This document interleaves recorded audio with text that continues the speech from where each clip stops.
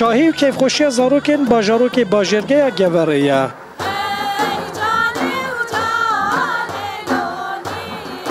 او به عربانه و ستران کردی و ترکی خوشبو پیشوازی میوان خو آماده دکن.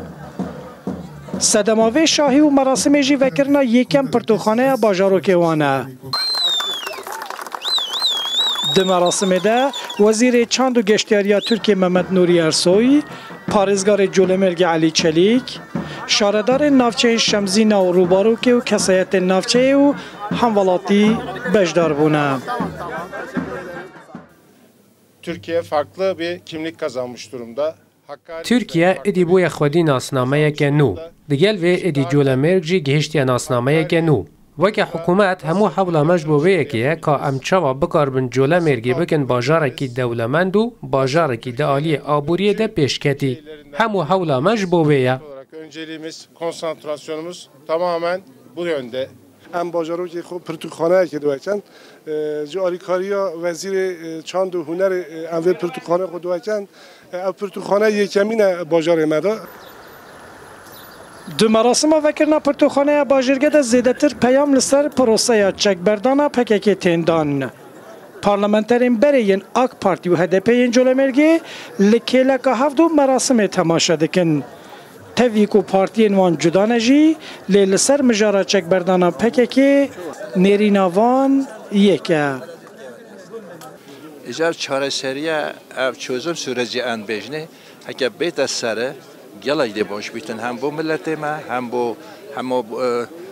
همه مملکتان بو هر از یکی دی گلای کی نتیجه باش انشالله دیدت ام هیوی دارین هیوی کارین کو تشتای باش ترکیبیتن وقتی سلاح وقتی چک ها تا دانان لازم ایدی آشتی زور چه بیتن خودی تا هری کاری و بیتی که دست خود داری یعنی از وی چند جی بر حتیت بیجم میگل جی منتش دولت باخچلی میگل جی منتش طیب اردوغان میگل جی منتش عبدالله اوجالان میگل جی منت انسان بوی شول همه دست خود داری یه سرک بارزانی بتونا کردا بتونا ملت بتونا انسان چی انسانی دست خود داری وی شول برانتی تازه هی دلکی ساخت ام منت دارم بو امل بربندوات سکنینه.